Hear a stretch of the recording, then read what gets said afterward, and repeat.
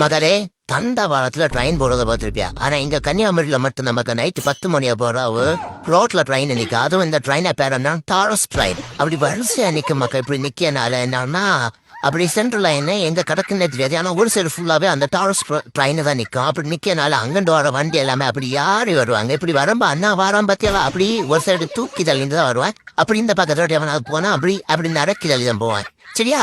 அது இன்னொன்னு சொல்லி ஆகணும் மக்கள். இப்ப ஒரு தேர்தல் வந்து ஒரு விஷயம் நடந்தது. அப்போ நம்ம முன்னாள் அமைச்சர் மனோ தங்கராஜ் அவர் சொன்னாரு, கன்னியாகுமரிக்குள்ள 10 வில் வண்டி ஓடவே இல்லை, 10 வில் டாரஸ் ஓடவே இல்லைங்க மக்கா. அவர் சின்ன 100 உண்மை மக்கா. அவரை யாரை திட்டப்படாது, ஏன்னா அவர் சின்னது உண்மை. 10 வில் வண்டி ஓடவே இல்லை, ஓடியது ஃபுல்லாவே 12 வீல் 16 வீல். அதனால நீங்க கேட்கறத கரெக்டா கேட்டிருந்தா அவர் உண்மை சொல்லியிருப்பாரு. அதனால நம்ம எல்லாரும் சேர்ந்து அவர் உழைக்கிட்டே இருக்கக்கூடாது. சும்மா அவரை இப்ப ஒருத்தர் மலைக்கல்ல கொள்ள அடிச்சேன் அப்படின்னு சொல்லி உழைக்கிட்டே இருக்கக்கூடாது. சரியா?